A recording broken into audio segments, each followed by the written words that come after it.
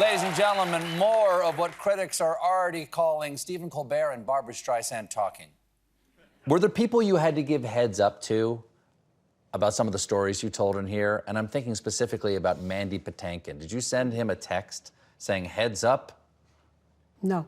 No? Does he know? So he doesn't know what's in this book? No, because he made my life miserable when I was making Yentl. I'm sorry. So you didn't tell Mandy that this is coming. Should I tell him? Because he thought that you guys were going to have an affair.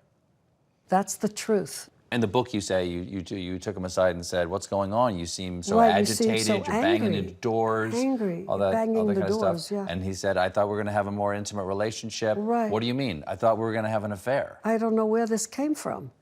The point is that I was trying to help him with his behavior. I tried to teach him. I tried to, in other words, when I was on the set, I just honor the people on the set. Sure. And I'm grateful for them to be there and to be interested in the movie and, you know, because maybe there's a thing like jealousy that goes around. In other words... Not to jump on you here, but for that one, please because you're jump the on first woman to, like, you know, you're starring, you're directing, yeah. you're producing, Yeah. and there were also people who Writing. didn't want Yentl to be made, and writing, and didn't That's want right. Yentl to be made. Right. Why do you think that is? Look, before I made Yentl, I went to a class at USC in gender studies. Mm-hmm. And, you know, I have a center at UCLA now that is going to study and starting to study the dynamics of power between men and women. In other words, this is a complicated subject. A woman's telling somebody, you know, where to put the camera or where to put the light or being in control of one's work. That was not that important, not that that's the word. That's not the word. A man could be, I'm trying to think of the word. It was like forceful, or I mean a better word than that. Demanding. No, the woman is demanding. Oh, see, so it's a pejorative term for a woman and not a pejorative term for a man. Exactly. He's a genius. He's exacting. Exactly, He's exactly. a perfectionist. But she is a pain in the ass. She's a harridan. She's a control freak. Yeah, very, very different. And they now are taken seriously as filmmakers. They don't have to prove anything. I'm so glad for women. You've known and supported a lot of political figures. You're friends with the Clintons. Yeah. I'm not going to get into you dating Pierre Trudeau, but you have politicians in more than one country, shall we say. What do you make of the political climate of the United States now? Bad. Well, I like Biden. I like Biden. I think he's done a good job. I think he's compassionate. He's smart. He supports the right things. How do you feel about the specter of a second Trump administration? I will move. I can't live in this country if he became president. But where would you go? Where would you go if probably you're not to England. I like England. What about the rise of anti-Semitism and fascism, not only around the world, where it's never been eradicated, but to see it rise in the United States?